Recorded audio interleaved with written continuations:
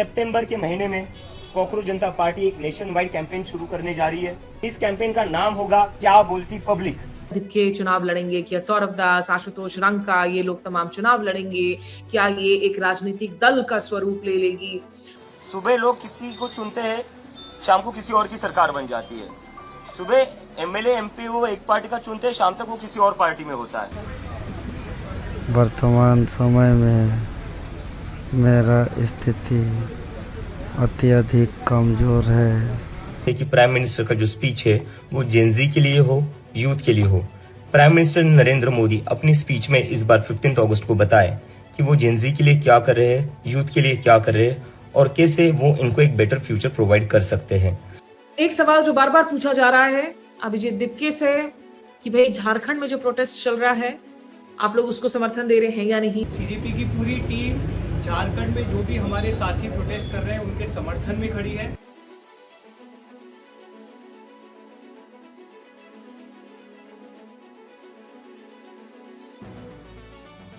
नमस्कार, आदाब, आपके साथ मैं स्मिता शर्मा हूं और आप देख रहे हैं मेरा YouTube station Smita Sharma journalist. आप लोगों को पता है कि पिछले 2 दिनों से एक कॉकरोच कॉन्क्लेव जारी था महाराष्ट्र के संभाजी नगर में। अभिजीत दिपके के निवास पर कॉकरोच जनता पार्टी के जो कोर सदस्य हैं उन लोगों ने 2 दिन तक मुलाकात की अपने आगे की रणनीति बनाने के लिए, आगे का रोड मैप बनाने के लिए, क्योंकि ये सवाल बार बार पूछा जा रहा है कि आगे आखिर स्वरूप क्या होगा। आप लोगों ने जिस तरीके से 1 महीने तक प्रदर्शन किया वो प्रदर्शन शांतिपूर्ण रहा, लेकिन हाँ 20 जुलाई को जब चलो संसद मार्च का ऐलान हुआ और उस वक्त जो हिंसा हुई, हमने देखा कैसे छात्रों पर पुलिस ने बर्बर कार्रवाई की, उन पर आंसू गैस के गोले दागे, लाठियां भांजी गईं।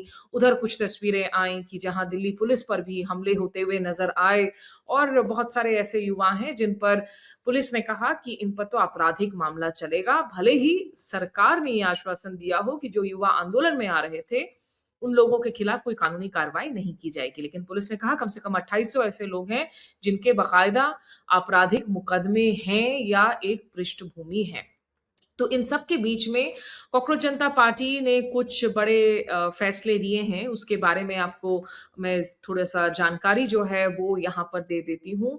इसमें सबसे ज़रूरी बात है कि अभिजीत दिपके ने ये साफ कर दिया था पहले दिन इस कॉन्क्लेव के कि अभी वो चुनावी समर में नहीं कूदने वाले हैं। ये सवाल बार-बार पूछा जा रहा है, क्या दिपके चुनाव लड़ेंगे? क्या सौरभ दास, आशुतोष रंका, ये लोग तमाम चुनाव लड़ेंगे? क्या ये एक राजनीतिक दल का स्वरूप ले लेगी? उन्होंने कहा कि इस वक़्त देश में ज़रूरी है कि तमाम लोग एक सिविक सोसाइटी, एक पॉलिटिकल प्रेशर ग्रुप बनाएँ, ताकि सरकार की जवाबदेही तय हो और सरकार जनहित में कदम उठाए। तो ये उन्होंने बहुत साफ कर दिया था कि हम कोई पॉलिटिकल पार्टी नहीं है। ज़रा सुन लीजिए क्या कहा था अभिजीत दिपके ने। जैसे कि अभी क्या हो रखा है, चाहे पॉलिटिकल सिस्टम हो, चाहे जुडिशरी हो, चाहे मीडिया हो, चाहे इलेक्शन कमीशन हो, इन सभी इंस्टीट्यूशन से जनता का भरोसा उठ चुका है, पूरी तरह उठ चुका है। और जो हमारे मूवमेंट को सपोर्ट मिला था वो सिर्फ एजुकेशन तक लिमिटेड नहीं रहा था। जैसे जैसे आंदोलन बढ़ा, वो इन सारे इंस्टीट्यूशन के ऊपर जो भरोसा कम हुआ है जनता का, वो गुस्सा दिख रहा था। जंतर मंतर पर दिख रहा था, मुंबई में दिख रहा था, बंगाल में दिख रहा था, चेन्नई में दिख रहा था, देश भर में दिख रहा था। तो इसलिए हमें लगता है इन सारे इंस्टीट्यूशंस में अकाउंटेबिलिटी वापस लाने के लिए और कहीं ना कहीं इन इंस्टीट्यूशंस को वापस से न्यूट्रलिटी वापस लाने के लिए एक पब्लिक मूवमेंट की जरूरत है, एक पब्लिक प्रेशर की जरूरत है। और पॉलिटिकल पार्टी जो मुझे आज लगता है कि आज जो पॉलिटिकल सिस्टम का जो सिचुएशन है वो बहुत ही खराब है। सुबह लोग किसी को चुनते हैं, शाम को किसी और की सरकार बन जाती है। सुबह एमएलए एमपी वो एक पार्टी का चुनते हैं, शाम तक वो किसी और पार्टी में होता है। और जब वो ना हो तो वो डिलीट हो जाते हैं, और अगर वो भी ना हो तो क्या हो जाता है, अपना जितना भी पार्टियां है उसको तोड़ा जाता है ईडी सीबीआई भेजकर। तो ऐसे सिचुएशन में जनता जो है वो त्रस्त हो चुकी है इन सारी चीजों से। इसलिए हमारी पब्लिक मूवमेंट को इसलिए सपोर्ट मिला क्योंकि सारे लोगों ने अपनी आइडियोलॉजीज के ऊपर उठकर, पॉलिटिकल पार्टीज के ऊपर उठकर एक साथ आए। इस जो भी चीजें हो रही है देश में अभी गलत, जो डेमोक्रेसी को वीक कर रही है, उसके अगेंस्ट एक साथ आए और ये गुस्सा दिखाया लोगों ने कि अब जो है इंडिया में एक पब्लिक मूवमेंट चलेगी, एक सोशल मूवमेंट चलेगी। बहरहाल इसके साथ-साथ अतिरिक्त फैसले जो हैं वो ली गई है। एक तो उन्होंने कहा कि राजनीतिक पार्टी नहीं बनेगी। दूसरा, सितंबर महीने से अभिजीत दिपके ने कहा है कि देश भर में एक अभियान शुरू कर रहे हैं, जिसका उन्होंने नाम दिया है क्या बोलती पब्लिक। तो उन्होंने कहा कि हम गांव शहर जाकर तमाम युवाओं से बात करेंगे और जिसमें खास करके बेरोजगारी, शिक्षा, महंगाई, ये तमाम ऐसे मुद्दे हैं जो केंद्रीय रहेंगे। हालांकि कॉकरोच जनता पार्टी के अगर आप ट्विटर हैंडल पर जाएं तो पिछले कुछ दिनों से काफी मुद्दों को ही उठाया जा रहा है, जिसमें चुनावी पारदर्शिता का भी मुद्दा है, उस पर भी टिप्पणियां किए जा रहे हैं। लेकिन इस वक्त इन्होंने कहा है कि जो शुरुआत कर रहे हैं क्या बोलती पब्लिक मूवमेंट की, उसमें युवाओं को प्राथमिकता दी जाएगी, बेरोजगारी के मुद्दे पर ही जो है सबसे ज्यादा बात की जाएगी और शिक्षा सुधारों की बात करेंगे। आज भी देखिए लगातार तस्वीरें आ रही हैं सोशल मीडिया में, ऐसी कई तस्वीरें भरी हुई हैं। बच्चे कितने मुश्किल हालातों में, कहीं नदियों को पार करके, कहीं कमर तक पानी में जाते हुए जो है मजबूर हो रहे हैं स्कूल पहुंचने के लिए। कहीं मिड डे मील में सिर्फ आलू और पानी नजर आ रहा है और इतने मुश्किल हालातों से होते हुए बच्चे जो हैं अपनी शिक्षा के अधिकार को एक्सेस करना चाह रहे हैं। लेकिन 94,000 सरकारी स्कूलों को पिछले 10 सालों में जिस तरीके से बंद कर दिया है, बच्चों की मुसीबतें और बढ़ रही हैं। 25 स्कूल रोजाना के हिसाब से बंद हो रही हैं। तो इसीलिए दिक्के ने कहा है कि हमने जिस तरीके से नीट पेपर लीक के मुद्दे को जंतर मंतर पर 20 जून से लेकर 25 जुलाई तक उठाया, 36 दिनों तक धरना किया और 26 जुलाई को हमने देखा कि किस तरीके से तत्कालीन जो शिक्षा मंत्री थे धर्मेंद्र प्रधान, वो मजबूर हुए अपना इस्तीफा देने के लिए। तो ये एक प्रेशर ग्रुप के तौर पर जो इनका ऑपरेशन है वो जारी रहेगा और क्या बोलती पब्लिक, इसी का एक इंपॉर्टेंट केंद्र बिंदु है। आइए सुन लीजिए क्या कहा विजय दिप्के ने। उस पर हम एक अनाउंसमेंट करने जा रहे हैं। सितंबर के महीने में कॉकरोच जनता पार्टी एक नेशन वाइड कैंपेन शुरू करने जा रही है। ये एक तरीके का नेशन वाइड टूर होगा हमारा।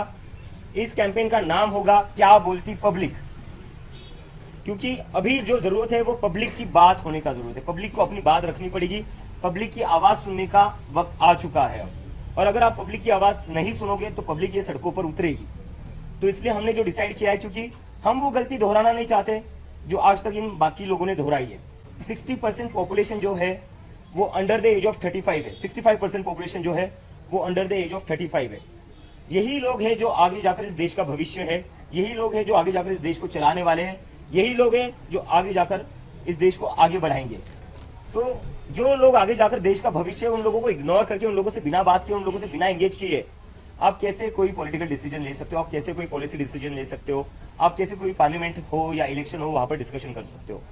तो हम जो करना चाहते हैं वो करना चाहते हैं इन लोगों से स्टेक होल्डर कंसल्टेशन। वही जो तीसरी बड़ी बात है कि राजनीतिक दल नहीं बनाएंगे, दूसरा पब्लिक अभियान करेंगे और तीसरी बड़ी बात है उन्होंने कहा कि नेशनल वर्किंग कमेटी का गठन कर लिया गया है। तो अब इसको बहुत ज्यादा जो है एक स्ट्रक्चर्ड ढांचा दिया जा रहा है कॉकरोच जनता पार्टी को और इस नेशनल वर्किंग कमेटी में नामों की जो है घोषणा की गई है। अगर आप देखेंगे तमाम युवाओं के चेहरे, जिसमें रत्ना सिंह भी मौजूद हैं, ये सब जो है 25 साल 30 साल इस तरह के लोग हैं जो नाम शामिल किए गए हैं। जो संस्थापक हैं और राष्ट्रीय संयोजक हैं वो अभिजीत दिप्के हैं, वो 30 साल के हैं। जो सह संस्थापक हैं सौरभ दास, वो 27 साल के हैं। आशुतोष रांका वो भी सह संस्थापक हैं, को कन्वीनर हैं, वो 30 साल के हैं। अजिंक्य शिंदे ये नेशनल ऑर्गेनाइजेशन इंचार्ज बनाए गए हैं, ये 35 साल के हैं। दीपक बलियान ये ऑर्गेनाइजेशन संगठन के को इंचार्ज और नॉर्थ जोन लीड हैं, ये 26 साल के हैं। आफरीन नवाज इनको राष्ट्रीय सचिव बनाया गया है, 34 साल की। रत्ना सिंह 31 साल की जो इनकी कानूनी मसलों की लीड बनाई गई हैं। Vaishnavi Gaur research and policy lead head करेंगी, ये 29 साल की हैं। रोहन देशपांडे ये इनकी टेक्नोलॉजी को लीड करेंगे, जो 31 साल के हैं। विजय रेड्डी मलांगी जो हैदराबाद से आते हैं और अभिजीत दिप्के के लिए मीडिया कोऑर्डिनेशन कर रहे थे पूरे प्रदर्शन में, ये 30 साल के हैं, ये भी मीडिया लीड बने रहेंगे। और उधर आपके जो योगेश इंगाले हैं वो finance and west zone lead बने हैं। अंकित भारद्वाज है जो east and north east zone lead बनाए गए हैं, ये 33 साल के हैं। तो आमतौर पर आप देखेंगे जो 25 साल से लेकर 30-34 साल तक की एक उम्र देखने को मिल रही है, एक यंग टीम है और इन्होंने कहा है कि हम लोग सब मिलकर जो है we will give it our best shot. क्या बातें कही सौरभ दास ने, आशुतोष रांका ने, आइए सुन लेते हैं। जो छोटी बच्चियां थी उनके खिलाफ जो डॉक्सिंग कैंपेन चलाया गया ऑनलाइन, जो ऐसे सरकार के समर्थन में जो लोग थे, भाजपा आरएसएस के समर्थन में जो लोग थे, उन्होंने डॉक्सिंग कैंपेन चलाया जो एकदम इलीगल है हम लोग उसकी कड़ी निंदा करते हैं एंड लीगल एक्शन भी ऐसे लोगों के खिलाफ होना चाहिए। हम लोग लॉयर्स के साथ भी कोऑर्डिनेट करके इसको करवा रहे हैं। जैसे हम लोगों ने बोला, सोनम वांगचुक जी हमारे मेंटर हैं एंड ऑफ कोर्स एडवाइस भी हम लोग लेते रहते हैं उनसे। देखिए ऐसा नहीं है,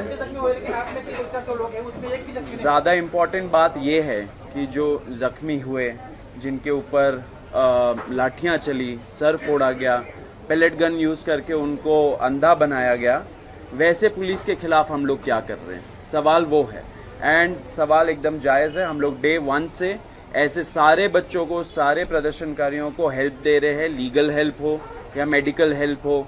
अगर सिर्फ दिल्ली में नहीं, पूरे देश भर में जहाँ जहाँ प्रोटेस्ट हुए उनका मुद्दा उठा रहे, उनको हेल्प कर रहे हैं, कोऑर्डिनेट कर रहे हैं सारे लॉयर्स के साथ। एंड अभी जो हमारी वार्तालाप चल रही है सरकार के साथ, एंड सरकार के जो सीनियर ऑफिसर्स है, जो रिप्रेजेंटेटिव्स हैं, उनको भी हम लोग पुश कर रहे हैं। आपने देखा होगा उसके वजह से FIRs भी विड्रॉ हो रहे हैं बहुत सारे स्टेट्स में, एंड कुछ थोड़ा और प्रोसेस बचा हुआ है, उस पर भी हम लोग पुश कर रहे हैं। हमारी 3 दिन पहले बहुत डिटेल्ड डिस्कशन हुआ था। अभिजीत भी उस समय कॉल पे था। वहाँ के छात्रों से बहुत डिटेल में, विस्तार में हमने वहाँ उनकी समस्या समझी है, क्या उनकी डिमांड्स हैं उनको बहुत डिटेल में समझा है। CJP की पूरी टीम झारखंड में जो भी हमारे साथी प्रोटेस्ट कर रहे हैं उनके समर्थन में खड़ी है। हम झारखंड की सरकार से मांग करते हैं कि उनकी सभी डिमांड्स को एक्सेप्ट किया जाए।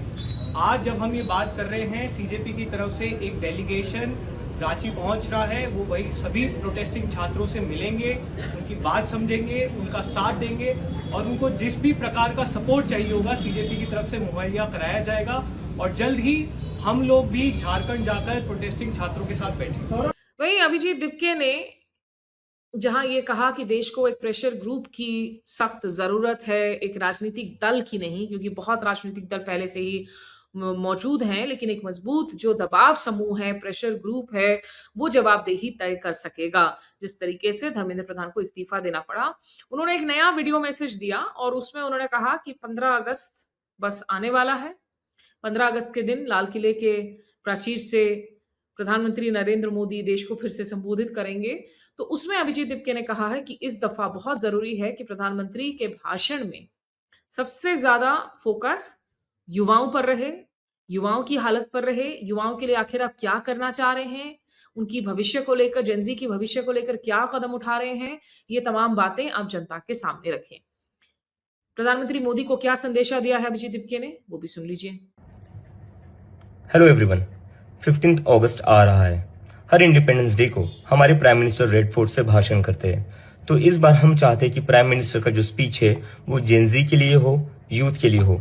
प्राइम मिनिस्टर नरेंद्र मोदी अपनी स्पीच में इस बार 15 अगस्त को बताए कि वो जेनजी के लिए क्या कर रहे हैं, यूथ के लिए क्या कर रहे हैं और कैसे वो इनको एक बेटर फ्यूचर प्रोवाइड कर सकते हैं। और मैं आप लोगों से भी रिक्वेस्ट करता हूं कि अगले 1 हफ्ते तक प्लीज आप सभी लोग प्राइम मिनिस्टर से रिक्वेस्ट करिए कि इस बार उनकी जो स्पीच है वो आप लोगों के लिए होनी चाहिए, यानी कि जेनजी के लिए होनी चाहिए, यूथ के लिए होनी चाहिए। Thank you.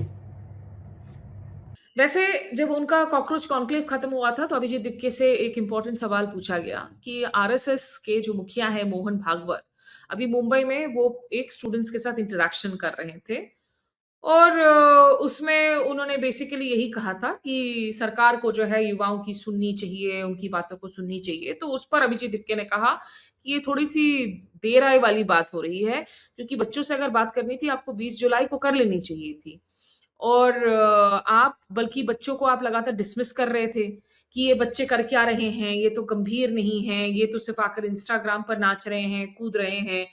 तो मोहन भागवत को भी जो है उन्होंने जो है ये जवाब दिया अभिजीत दिपके, जिसमें उन्होंने एक और तंज कसा कि कम से कम ये बच्चे अगर डांस भी कर रहे हैं इंस्टाग्राम पर, वो जाकर दंगा फसाद नहीं कर रहे हैं सड़कों पर आप लोगों की तरह। सुन लीजिए अभिजीत दिपके का RSS को जवाब। I think it's little too late, don't you think? They should have had an interaction on 20th July when these kids were beaten up. Mohan Bhagwat being, I think, the mentor of the BJP, the godfather of the BJP, he should have come forward, he should have interacted with those kids and he should have made the Prime Minister apologize to those kids who were beaten up by the police on the instructions of Narendra Modi and Amit Shah. Although if he wishes to interact with the Gen Z, it's a good thing. That means the youth of this country, the Gen Z, have compelled these people to come to the Gen Z and to have a dialogue with them, because until now they were dismissive of them. और क्या reason हो सकता है? अगर ये आंदोलन नहीं होता, अगर इतने सारे देश के युवा सड़कों पर नहीं आते, तो ये लोगों ने आखिरी बार कब बात करी थी जेन जी से? ये तो इनको कहते थे ये लोग क्या करते, ये लोग सीरियस नहीं है, इंस्टाग्राम पर नाचते। अरे नाचते ही ना, रास्ते पर दंगे तो नहीं करते तुम्हारी तरह। एक सवाल जो बार बार पूछा जा रहा है अभिजीत दिपके से कि भाई झारखंड में जो प्रोटेस्ट चल रहा है, आप लोग उसको समर्थन दे रहे हैं या नहीं? वहां देवेंद्र नाथ महतो जो स्टूडेंट लीडर हैं, आज उनका 6वां दिन है आमरण अनशन का, और वो पानी तक नहीं पी रहे थे। कल सोनम वांगचुक ने एक सफाई दी, क्योंकि उसके पहले सोनम वांगचुक की फोन पर बातचीत हुई थी देवेंद्र नाथ महतो से, जहां उन्होंने उनको कहा था कि अपना आमरण अनशन तोड़े। मीडिया ने यह खबर चला दी कि देवेंद्र नाथ महतो ने अपना अनशन ही तोड़ दिया, लेकिन सोनम वांगचुक ने सफाई दी कि नहीं, हमने उनको अनशन तोड़ने के लिए नहीं कहा था, हमने कहा था कि आप कम से कम पानी पीजिए, अपनी जो वाटर फास्ट है उसको आप तोड़िए और नमक लीजिए। तो महात्मा गांधी जिस तरीके से फास्टिंग करते थे, नहीं तो आपका आमरण अनशन जो है वो बिल्कुल जानलेवा हो जाएगा, आपकी जान चली जाएगी। तो इस बाबत सफाई दी सोनम वांगचुक ने। देवेंद्र महतो ने भी अपना संदेशा दिया 6ठे दिन प्रोटेस्ट के बाद में, और कॉकरोच जनता पार्टी ने भी कहा कि हम झारखंड जरूर जाएंगे, और लगातार जो है वो ट्वीट कर रहे हैं झारखंड में जो जेपीएससी एग्जाम्स के खिलाफ, जो वहां पे स्टेट पब्लिक सर्विस कमीशंस हैं, तमाम इस तरीके के जो सरकारी नौकरियों के लिए एग्जाम्स है, उनमें हो रही धांधलियों के खिलाफ, उनमें पारदर्शिता की मांग की जा रही है, सीबीआई जांच की मांग की जा रही है। रांची में लगातार जो है 25 जुलाई से ये अनशन और ये प्रोटेस्ट जारी हैं शांतिपूर्ण तरीके से, बच्चे तिरंगा लेकर जा रहे हैं। तो वहां राहुल गांधी ने भी कल जो है इस सवाल का जवाब दिया था, क्योंकि राहुल गांधी की कांग्रेस की सरकार है वहां, हेमंत सोरेन के साथ झारखंड मुक्ति मोर्चा की जेएमएम जो है वो इंडिया ब्लॉक का अलायंस पार्टनर है, तो इसलिए ये सवाल पूछा जा रहा था। तो उस पर राहुल गांधी ने भी जो है एक इंस्टाग्राम लाइव के दौरान जेनजीज को जवाब दिया कि स्टूडेंट्स की बात सुनी जानी चाहिए। तो देवेंद्र नाथ महतो से लेकर सोनम वांगचुक और राहुल गांधी, तमाम लोग क्या बातें कर रहे हैं जेपीएससी प्रोटेस्ट्स को लेकर। और आज नेहा जो जेएनयू की आयसा की स्टूडेंट है, वो भी झारखंड पहुंच रही है, वो भी रांची में जुड़ेंगी इस पूरे के पूरे प्रदर्शन के साथ में। आइए उन बातों को भी आपको सुनाते हैं। आज 6 अगस्त 2026 यानी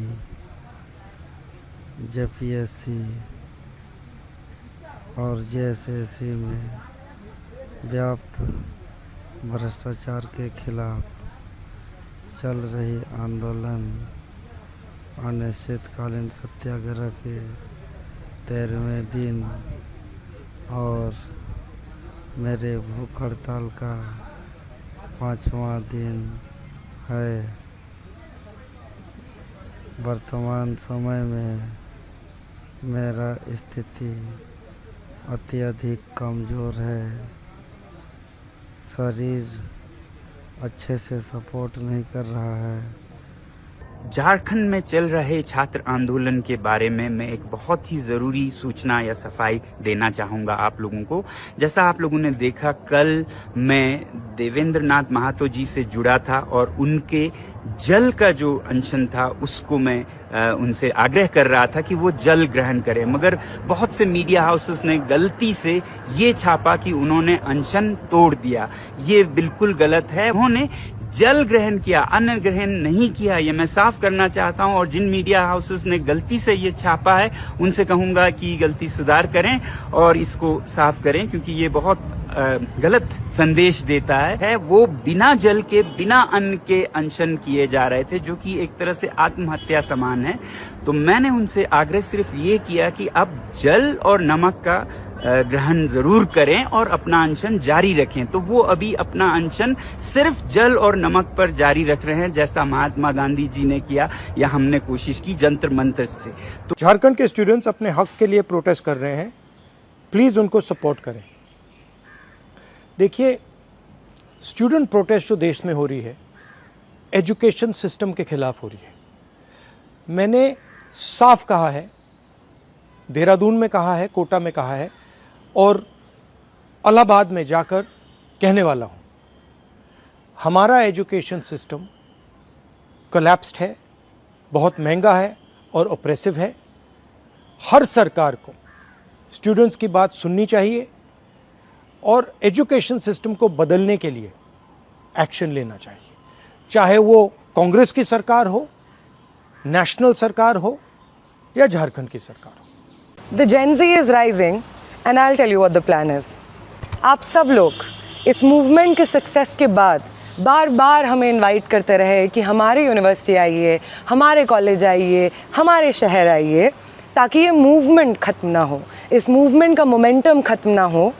इसलिए आपके इनविटेशन पे the Gen Z rising tour is here, जिसमें मैं आ रही हूँ आप सबसे मिलने। 7 तारीख को झारखंड, 11 तारीख को कोलकाता, 14 तारीख को जयपुर, 16 तारीख को हैदराबाद शहर, 17 तारीख को HCU, 18 को विजयवाड़ा, 20 को चेन्नई, 22 को कैलिकट, 23 तारीख को बैंगलोर, 25 को मुंबई, 26 को पुणे, 27 को नागपुर और 29 को Bhubaneswar. So let the Gen Z rising tour begin. और ये जो मूवमेंट जंतर मंतर पे शुरू हुआ था, इस मूवमेंट को मुकम्मल करने के लिए, इस मूवमेंट को अपनी मंजिल तक पहुंचाने के लिए I'll see you in your universities, your colleges, your towns, your cities. Let's make this a success. और ये जो मूवमेंट हमने शुरू किया सत्ता के सामने खड़े होकर के उसको चुनौती देने का, इस मूवमेंट के मोमेंटम को जारी रखते हैं, इस स्टूडेंट मूवमेंट को और बड़ा करते हैं। I'll see you. बहरहाल देखिए, कॉकरोच जनता पार्टी और सरकार के बीच में शोडाउन अभी लगातार जारी है। बहुत सारे विवाद दूसरे भी हो रहे हैं। सौरभ दास ने उस दिन कहा कि किस तरीके से the so called reporters, journalist जो यूट्यूब के साथ जाते हैं, वो उनके घर के बाहर पहुंच गए, घर दिखाने लगे, जीके स्थित उनके निवास में बार बार बोल रहे हैं भाई ये तो 12 लाख रुपए जो हैं वो रेंट दे रहे हैं। बाद में कहा कि 12 लाख रुपए सालाना दे रहे हैं। उनके घर के अंदर घुसने की कोशिश की तो सौरभ दास इन लोगों को जो है कोर्ट लेकर गए हैं। उन्होंने कहा कि एक ये मेरी सुरक्षा को भी खतरा है, प्लस ये सीधे तौर पर ट्रेसपासिंग, और ये कैसी जर्नलिज्म है, ये तो जर्नलिज्म है नहीं कि आप एक इंसान के घर में घुसकर आप इस तरीके से जो है उसकी निजी अधिकारों का आप हनन कर रहे हैं। कल को अगर आपके खिलाफ कोई विवाद होता है, कि आप चाहेंगे कि जब आप घर में मौजूद नहीं हो कोई घर में घुस जाए, घर के अंदर की तस्वीरें दिखाएं। उधर अभिजीत दिपके ने कल एक और आरोप लगा दिया। उन्होंने कहा कि एक फ्यूचर क्राइम समिट जो दिल्ली के भारत मंडपम में जारी है, उसके दौरान एक अमेरिका के जो आधा बेस्ड एआई स्टार्टअप है आरी सिक्योरिटी, इन लोगों ने स्क्रीन पर अभिजीत दिपके के डिटेल्स को दिखाया है, दिखाने के लिए कि बहुत सारे सरकारी अफसर जो हैं वो शामिल थे और उनके सामने स्क्रीन पर अभिजीत दिपके के पर्सनल डिटेल्स, उनके घर, उनके नंबर, उसको डिस्प्ले कर दिया गया। तो अभिजीत दिपके ने कहा कि क्या सरकार अमेरिकी कंपनियों का साथ लेकर हम पर स्पाइंग कर रही है, सर्वेलेंस कर रही है। तो ये सब सारे जो शोडाउन है वो भी जारी है, लेकिन कॉकरोच जनता पार्टी ने आगे के लिए अपनी जो राह है उसको फिलहाल तय कर लिया है। एक यूथ मूवमेंट, एक प्रेशर समूह, राजनीति फिलहाल के लिए नहीं, नेशनल वर्किंग कमेटी तैयार है और पब्लिक क्या बोलती ये राष्ट्रीय अभियान भी तैयार है। झारखंड भी जाएंगे, ये भी उन्होंने आश्वासन दिया है। तो बस यही कुछ अपडेट्स आप लोगों को इस ब्लॉग में देनी थी। अभी के लिए बस इतना ही। नमस्कार, आदाब।